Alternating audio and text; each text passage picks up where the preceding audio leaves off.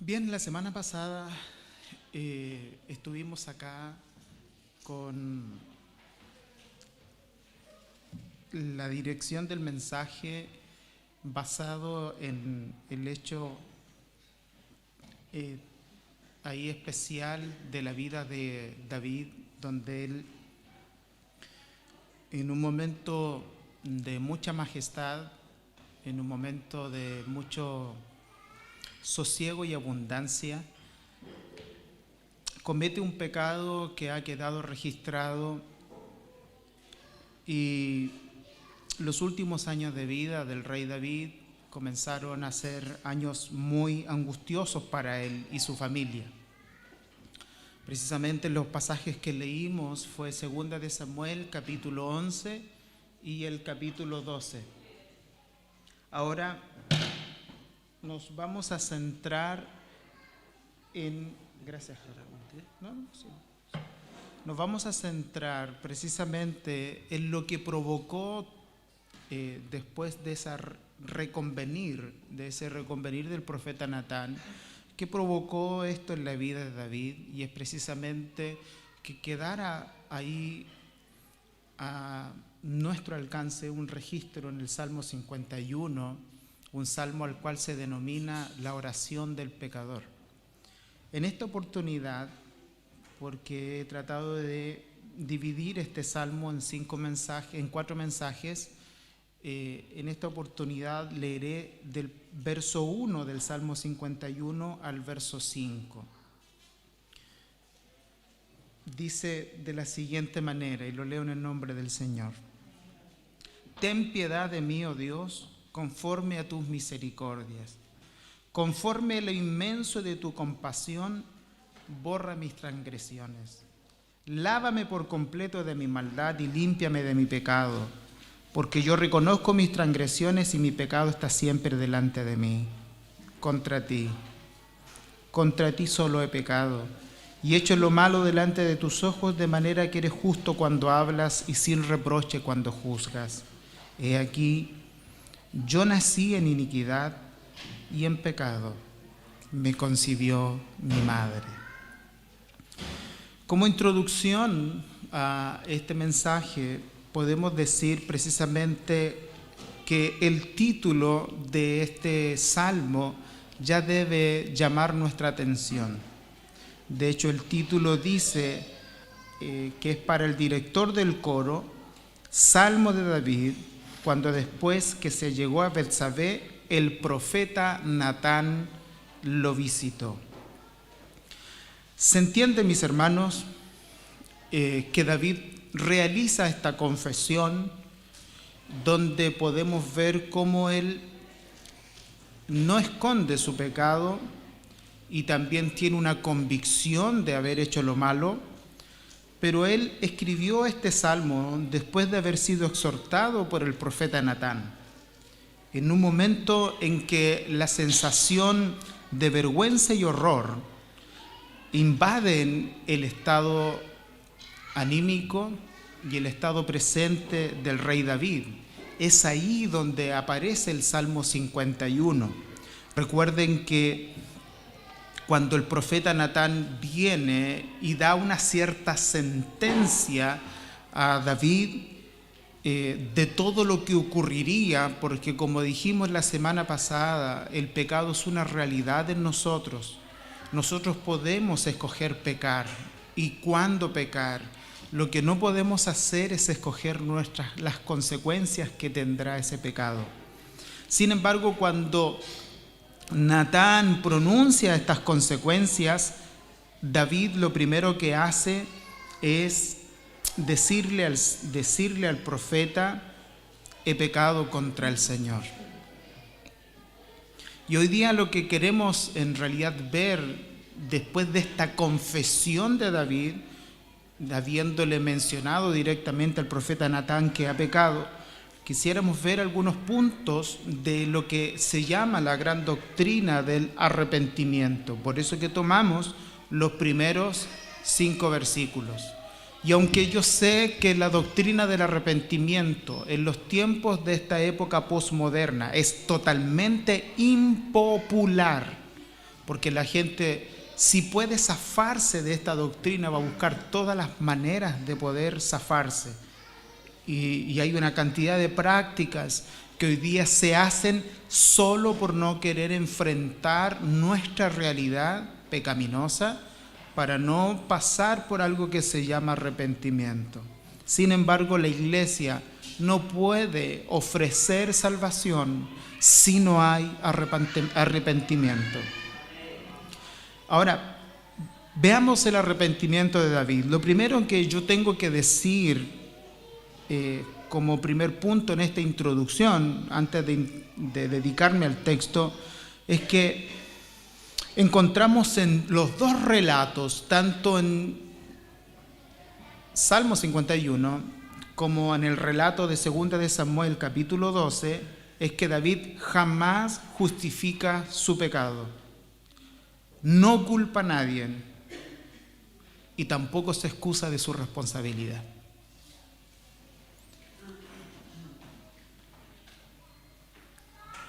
Y lo otro que podemos decir es que David sabe que todo pecado principalmente es contra Dios.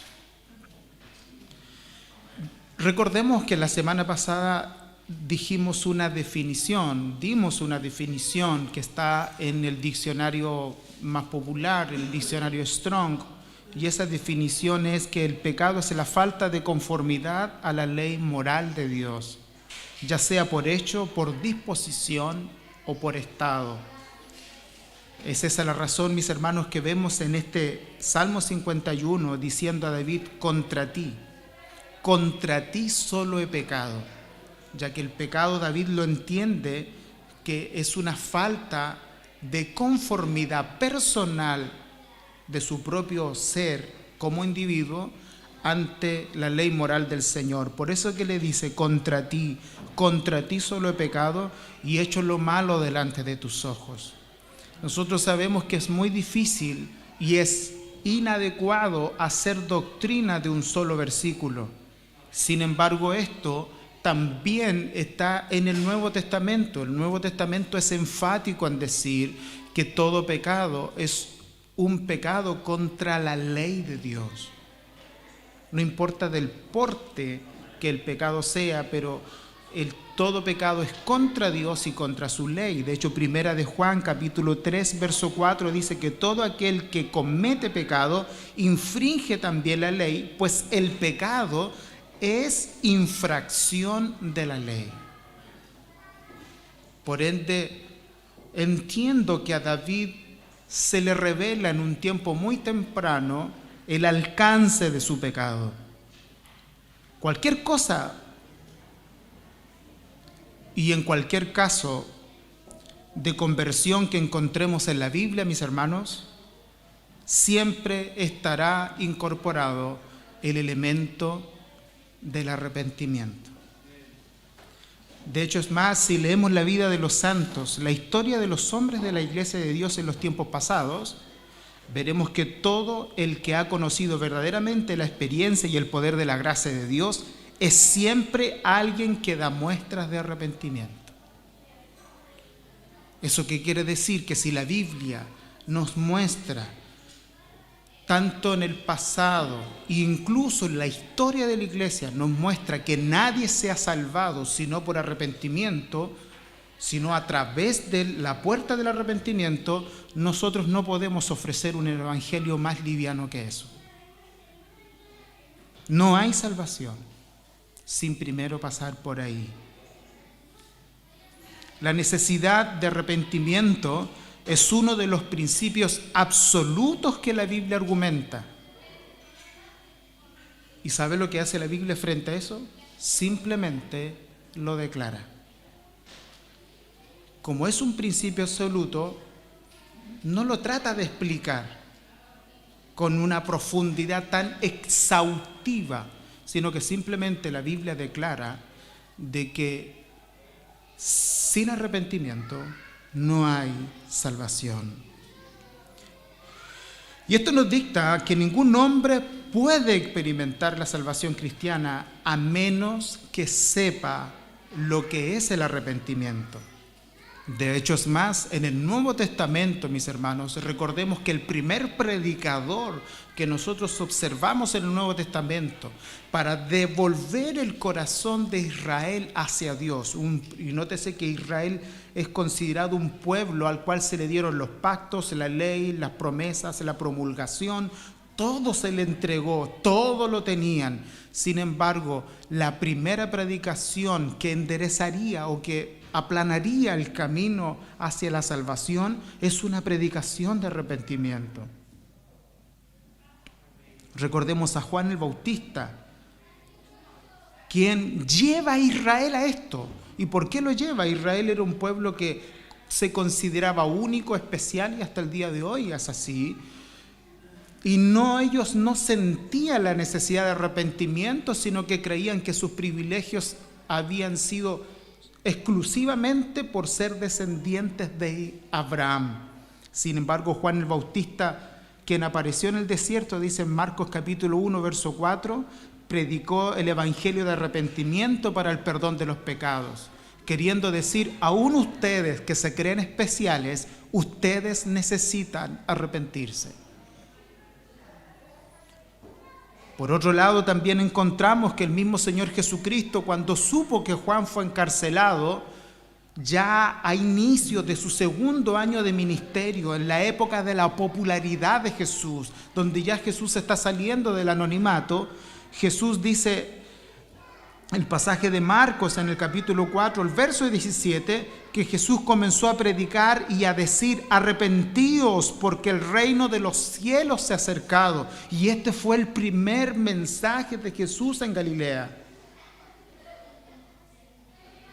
Por ende, si Jesús está ofreciendo un reino, entendemos por los primeros mensajes del Señor que ese reino no puede ser otorgado si no se pasa por la puerta del arrepentimiento.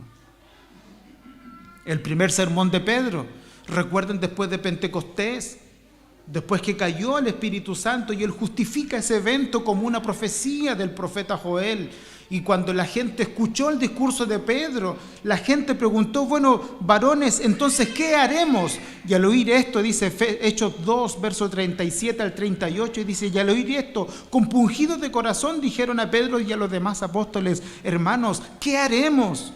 Y Pedro les dijo, arrepentíos y sed bautizados cada uno de vosotros en el nombre de Jesucristo para el perdón de vuestros pecados, y recibiréis el don del Espíritu Santo. Nosotros en todos lados vemos, mi hermano, vemos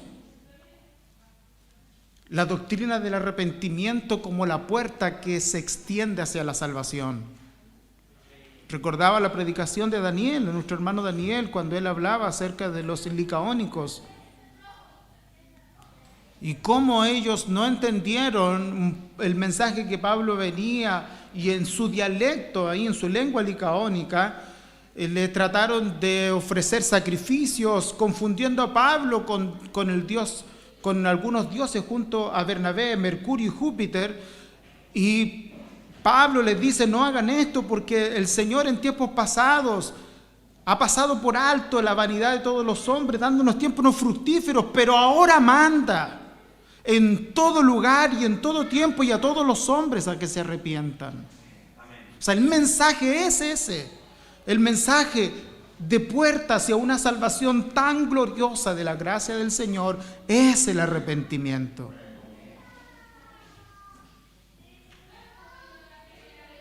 Ahora, yo me hacía la pregunta y anotaba mis apuntes, es ¿por qué se hace hincapié en el arrepentimiento? Porque aunque los hombres no entienden mucho de las cosas del Evangelio, se debe a que han entendido en primer lugar, se debe a que no han entendido en primer lugar la enseñanza bíblica con respecto al pecado. No han comprendido que ellos mismos son pecadores y que no es solo una forma de pensar del cristiano o una manera en que la religión extiende la moralidad, sino que el problema real del ser humano no puede ser entendido si nosotros sacamos el elemento del pecado. Mi hermano, todo lo que ocurre a nuestro alrededor, la forma en que nosotros vivimos, la forma en que se plantean las cosas en este mundo, tiene una raíz, y es que todos somos seres pecadores. Por eso nuestras decisiones, nuestras inclinaciones, nuestros gustos y todas estas desviaciones que nosotros tenemos son producto del pecado. Cuando nosotros vemos guerras, mortandad, homicidios, violencia, asaltos por doquier, mi hermano, el problema principal del hombre es que no entiende que la Biblia ha dado un diagnóstico claro de su persona, y el diagnóstico es que el hombre es un ser pecador. La Biblia nos dice que la vida del hombre, ya sea individual o colectiva, es sencillamente incomprensible sin la doctrina del pecado. Mi hermano, cuando nosotros queremos entender el origen del mal, no se puede entender el origen del mal sin primero comprender la doctrina del pecado. Porque es absurdo pensar de que Dios creó tanto el bien como el mal, ya que el mal no es algo que Dios ha creado. El mal no es una persona, ni tampoco un animal para ser creado. El mal es una inclinación de la voluntad libre de las criaturas hechas por Dios a querer vivir independiente de Dios. No se puede entender el origen del mal si no se entiende el origen del pecado. Por esta razón, la Biblia no tiene nada que decir a hombres que no se han arrepentido. Su primer llamamiento es el llamamiento al arrepentimiento. Así es como trata esta terrible doctrina del pecado. Y vuelvo a repetir, por si no me oíste bien, esta es la razón por la cual la Biblia nada tiene que decir a los hombres que no se arrepienten. Dios no ofrece una gracia barata, como algunos hoy día la ofrecen a personas que quieren ser salvas, pero sin pasar por el arrepentimiento. De hecho, la postura cristiana es más bien creer que no hay esperanza alguna salvo en la gracia de Dios. El argumento de la Biblia es que la única esperanza del hombre se encuentra en el Evangelio y en la gracia de Dios. Y este Evangelio, mi hermano, es para pecadores. Amén. En un sentido, no tiene nada que decir al hombre hasta que éste se ve como pecador. Por esta razón, su primer llamado es al arrepentimiento. De esta manera, la Biblia es como trata esta terrible doctrina del pecado. Cuando la Biblia dice, ¿quieres tratar esta realidad en ti?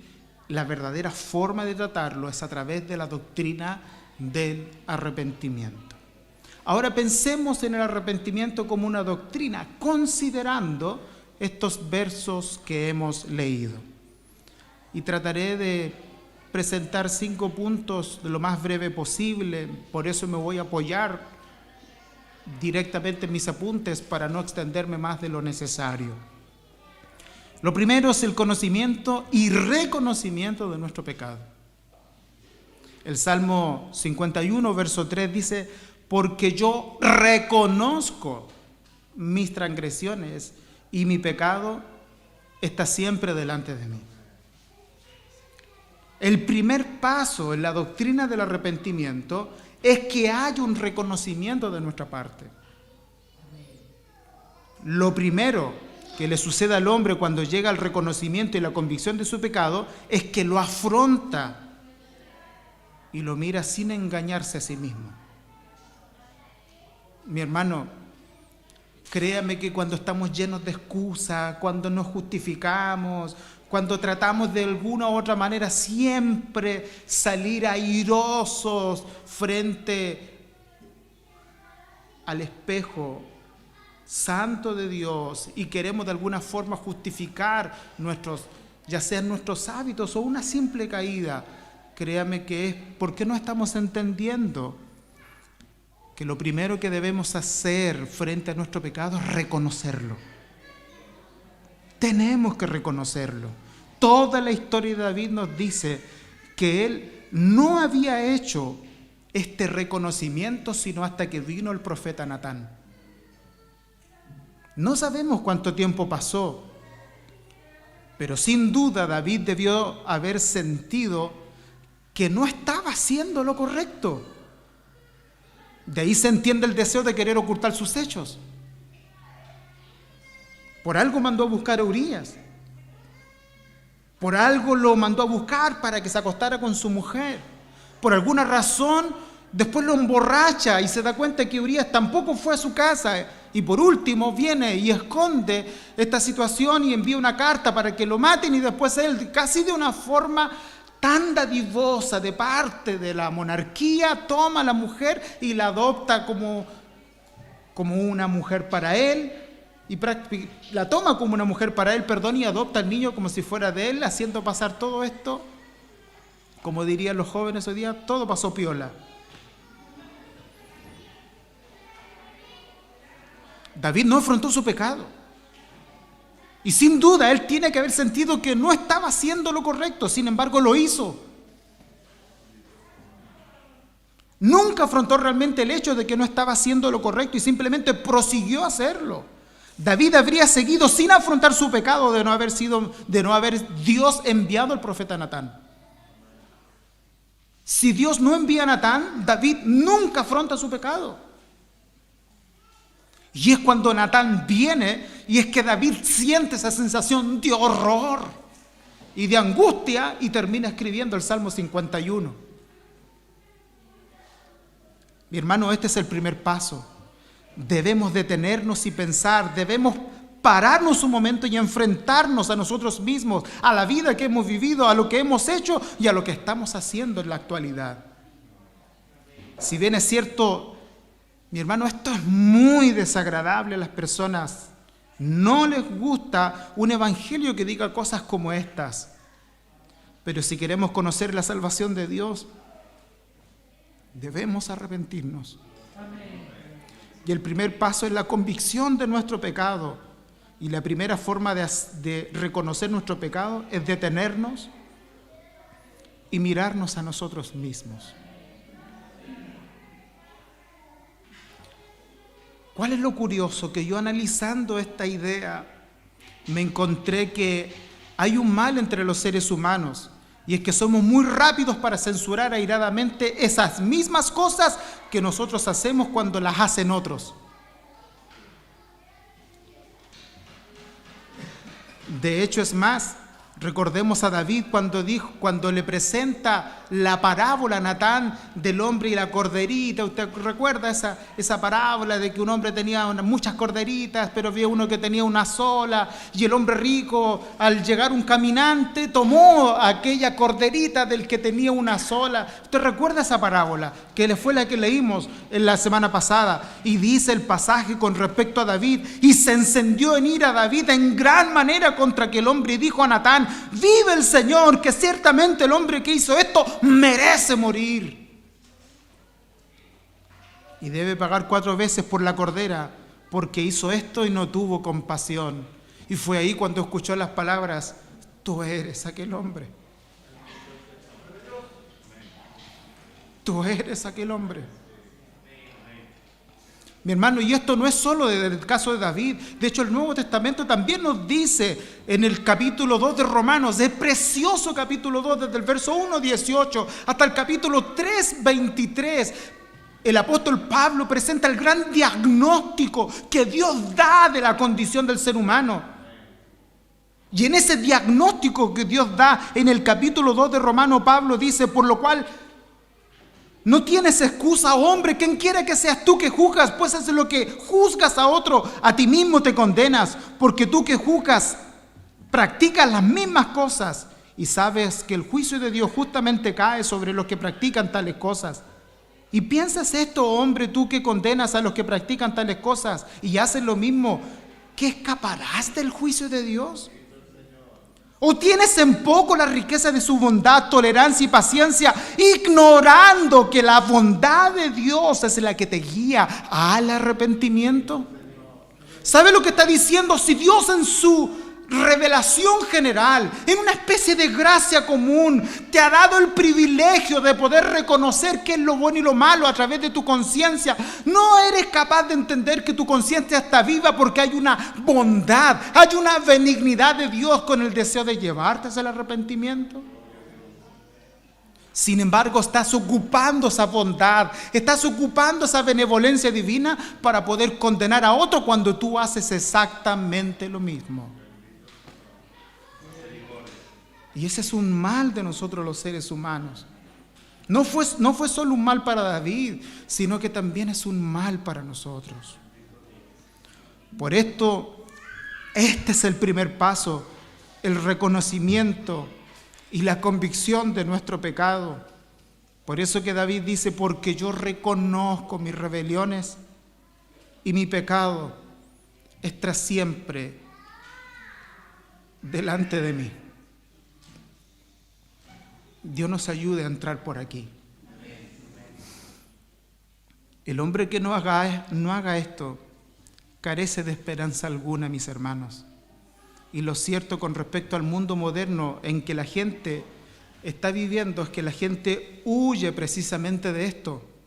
La gente realiza cualquier cosa que les evite pensar en afrontar su realidad. Se agolpan en los cines, se agolpan en los gimnasios, se entregan a las novelas, se refugian en lo que ellos llaman puertas de escape de su propia realidad, para no afrontar su condición delante de Dios. Y este es un engaño de este siglo. Por eso que hoy día, cuando nosotros escuchamos estos mensajes que son ideológicos de ven porque lo mereces, ven y recíbelo, como que todo se te tiene que dar, de verdad es que el implícito es que estamos creando una sociedad que cree merecer todo sin entender que hay un Dios sentado en los cielos al cual debemos ir a Él de una forma correcta. Y la forma de hacerlo es a través del arrepentimiento. Segundo punto, reconoce con exactitud la naturaleza de lo que hemos hecho. Y me llamó la atención que en estos 5 versos yo encontré 3 palabras que David menciona al momento de reconocer su falta delante del Señor. Esto nos permite entender que debemos tener claridad de la inclinación de nuestro pecado, de identificar que el pecado tiene un cuerpo en realidad en nosotros. Y tenemos que ser precisos al momento de identificar nuestro pecado. David lo hizo. Y él ocupa 3 palabritas durante estos 5 versos. Y la primera es rebelión, la segunda es maldad y la tercera es pecado. Y yo pensando en qué podríamos decir, a qué se refiere porque la palabra rebelión o transgresión se traducen igualmente en lo mismo. De hecho, esa es la razón por la cual la Biblia de las Américas cambia la palabra rebelión por transgresión. Pero rebelión es levantarse y disponer la voluntad contra una autoridad. Es especialmente contra una persona que ostenta autoridad. Ese es el significado del término. Por eso que David dice en el Salmo 51, verso 1, ten piedad de mí, oh Dios, conforme a tu misericordia, conforme a la multitud de tus piedades, borra mis rebeliones. Encontré un comentario que me pareció tan fantástico, tan maravilloso, y lo escribí textualmente como salía para no dañarlo con mi ignorancia. Y decía de la siguiente manera con respecto a la rebelión. En otras palabras, David admite que se ha rebelado contra la autoridad, contra alguien. Su propia voluntad se ha alzado dentro de él y se ha autoafirmado. Le ha gobernado el deseo y se ha dejado arrastrar por la pasión. La rebelión es un deseo de salirnos con la nuestra, un deseo de hacer lo que queremos, lo que nos gusta hacer. Implica una elección deliberada, un desafío activo. Siempre significa hacer algo que nuestra conciencia nos dice que es erróneo. Es un acto voluntario y deliberado de desobediencia, una transgresión de la autoridad. Esto es lo que significa rebelión. Todo hombre que se arrepiente comprende que es culpable de eso. Todo hombre que se arrepiente comprende que es culpable de rebelión. Está dispuesto a admitir, sí, lo hice, y a pesar de que sabía que era erróneo, sabía que la voz en mi interior me decía, en mi conciencia, no lo hagas, pero lo hice. Fue un rebelde y lo hice deliberadamente, dice David al decir, borra mis rebeliones.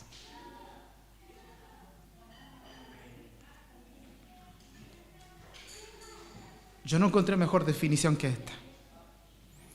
Es una rebelión deliberada contra Dios. La otra palabra, que es la palabra pecado, cuando dice el verso 2, es la palabra maldad, lávame más y más de mi maldad. Maldad hace referencia a un acto que está desviado o torcido. Significa perversión. Y esto es obvio en el caso de David, mis hermanos. Porque en realidad, ¿quién podría decir que eso no fue un acto totalmente malvado, torcido y desviado? Por muy poderoso y por muchas facultades en las que él haya tenido, eso fue una maldad. Por eso que David dice, lávame más y más de mi maldad, de lo pérfido, de lo ruin. ¿Qué es lo que me llevó a hacerlo?, pregunta alguien. Esta desviación es perversión. ¿Qué pervertido debió haber sido el pecado de David en su momento cuando Natán le sale al encuentro? ¿Qué dolor tiene que haber sentido que al escribir el Salmo 51, él no tiene la duda de escribir, lávame de mi maldad? Soy malo. Soy malo. Y yo quisiera preguntarles a ustedes en esta mañana, mis hermanos, cuando nos examinamos, ¿no vemos muchas cosas en nosotros que realmente están pervertidas o torcidas? Que podrían entrar en la categoría de maldad. ¿No vemos que muchos de nuestros actos de nuestra vida sí están torcidos? Ejemplo, los celos, las envidias, la malicia. Qué horrible desviación. El deseo de que sobrevenga un mal a alguien, el desagrado ante las alabanzas que otro recibe. Ese tipo de envidia que tenemos cuando otro es alabado más que nosotros mismos. ¿No vemos maldad en eso? Los pensamientos perversos, los pensamientos malsanos. ¿Qué podríamos decir en esta mañana? Todos somos culpables de maldad.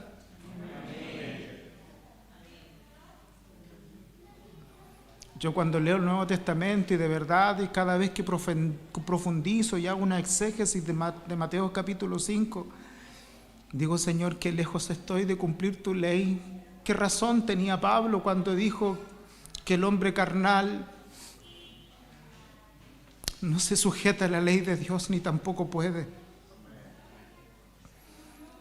Jesús, enseñando su primer mensaje, dijo, habéis oído que se dijo a los antepasados, no matarás, y cualquiera que matare comete homicidio y será culpable ante la corte. Pero yo digo, cualquiera que se enoje contra su hermano será culpable ante la corte, y cualquiera que diga racá, que quiere decir necio, a su hermano será culpable delante de la Corte Suprema.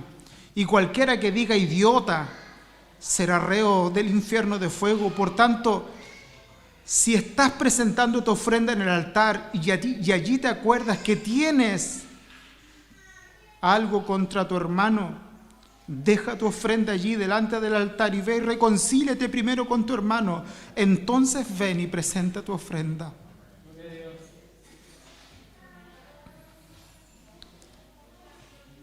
Y cuando yo entiendo que tengo un Dios que es capaz de escudriñar hasta lo más profundo de mi ser, digo, Señor, no tengo otra cosa que decir. Sí, yo soy malo también. Yo soy malo también. La tercera palabrita es la palabra pecado. Por eso que dice en el verso 2, límpiame de mi pecado. Nosotros sabemos que la palabra ahí se traduce a martía, que significa errar el blanco. Pero la idea que transmite, es la siguiente: que no estamos viviendo como debiéramos. Hay un hombre que apunta hacia un blanco, ese es su objetivo, dispara, pero luego falla, es decir, erró el blanco. Significa que no somos lo que debiéramos ser, que no somos rectos según la plomada divina. ¿Usted sabe lo que es una plomada divina? A mí mi suegro me dejó loco cuando estaban construyendo la casa y dice, esto no, está desplomado.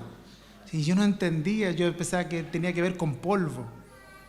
Pero cuando tomaba la plomada decía, no, esta pared al final va a terminar chueca, todo lo que nace mal va a terminar mal, todo lo que comienza mal va a terminar mal. Y le daban tanto con el tema de la plomada que hasta aprendí cómo se hace. Y frente a la plomada divina, mis hermanos, todos hemos cerrado el blanco. Ese es el primer significado del pecado. Indica que un hombre está viviendo una vida para la que no está hecho. Muestra que no está pisando el camino de Dios, que Dios había dispuesto para él. No se mantiene en línea recta, no mantiene un equilibrio. Hay un vaivén, una falta de rectitud en la forma en la que vive. ¿Quién puede decir que no ha errado el blanco? Cuando la Biblia es tajante en decir que todos hemos pecado. Amén. Mi hermano, no olviden que el pecado es contra Dios. Por eso que David dice contra ti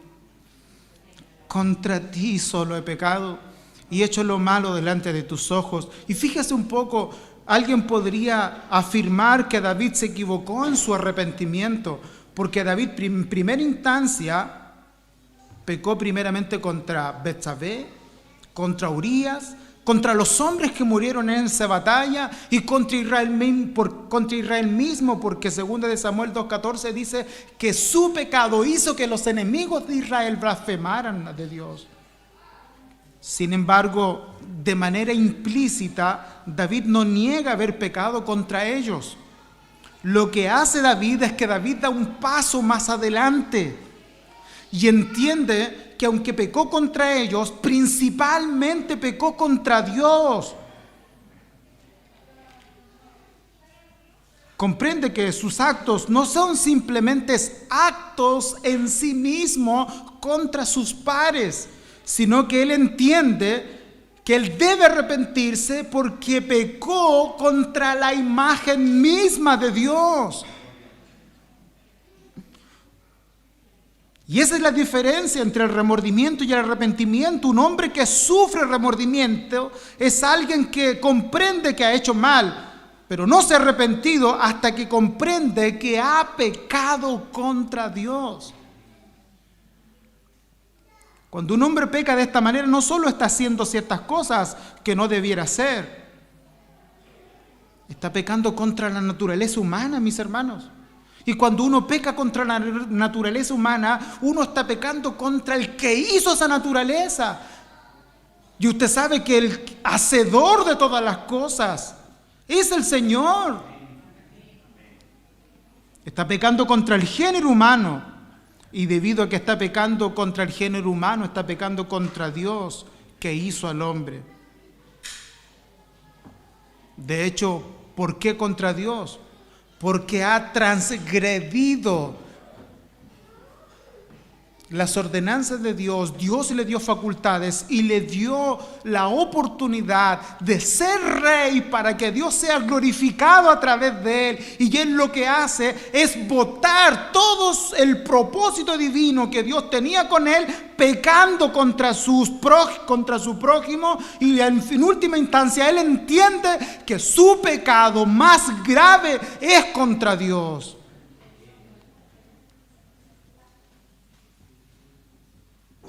Y el último punto es que si reconoces que tu pecado es contra Dios, también reconoce que Dios es justo al condenar tu pecado. ¿Se entendió eso?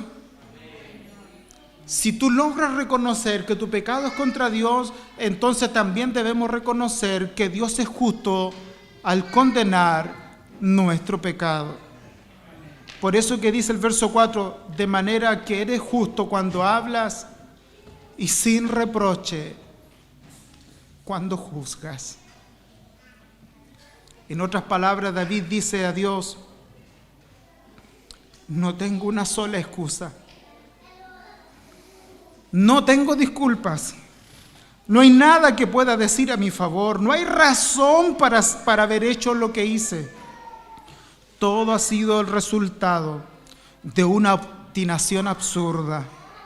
Me he equivocado por completo. No tengo nada que alegar en mi atenuante.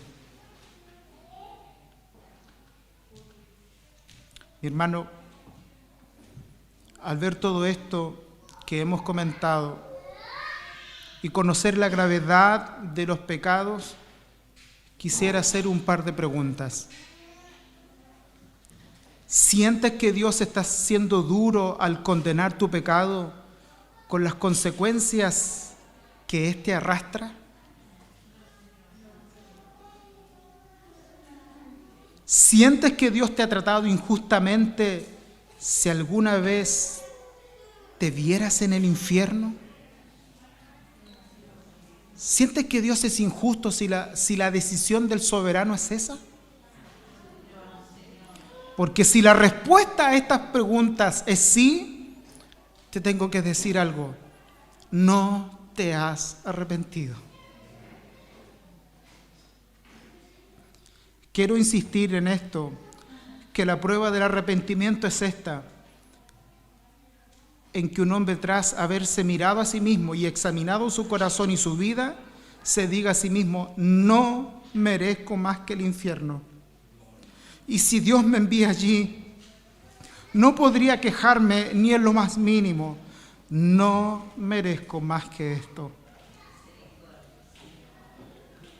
Esa es una parte esencial, mis hermanos, del arrepentimiento. Y recuerde esto, sin arrepentimiento no hay salvación. Concluyamos.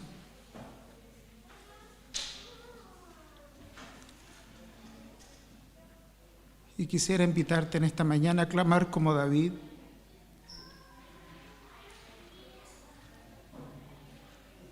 Diciéndole a Dios, ten piedad de mí, oh Dios. Conforme a tus misericordias, conforme al inmenso de tu compasión, borra mis rebeliones. Mi hermano, eso es lo correcto. Es lo único que podemos hacer. Si te ves a ti mismo como alguien que ha pecado, entonces te lo ruego, mi hermano, acude a Dios, confía en su misericordia. Mi hermano, es seguro, no lo harás en vano. Ve a Dios, Dios tiene multitudes de misericordias. Descubrirás que Dios ha provisto plenamente para ti un maravilloso y perfecto plan de salvación. Envió a su amado Hijo solo por ti, para que muriera por tus rebeliones, para que Él muriera por tu maldad, para que Él muriera por tu pecado. Mi hermano, vas a entender que tu pecado ha sido castigado ya en el sacrificio horrendo que vivió nuestro Salvador en la cruz. Él borró allí tu culpa y tu pena. Él te lavará y te hará más blanco que la nieve. Te dará lo que necesitas para vivir una vida en su voluntad. Por favor, apresúrate a ir a Él. El hombre que se ve como David y vio su condición, clama de inmediato diciendo: ten piedad de mí, oh Dios, conforme a la multitud de tus misericordias, borra mis rebeliones. Haz esto mismo y tu oración recibirá una gloriosa respuesta y conocerás el glorioso gozo de la salvación de nuestras almas. Que Dios nos bendiga en esta mañana. Y si nuestro pecado causa estos dolores, estos efectos, sepa que tenemos disponible todavía un trono de gracia para nosotros, para poder para poder llegar ahí y alcanzar el socorro oportuno que necesitamos. Oramos al Señor.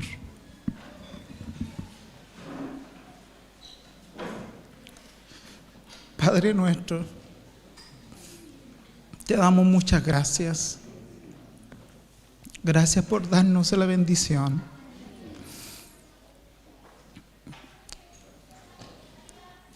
de inclinar nuestro corazón hacia ti.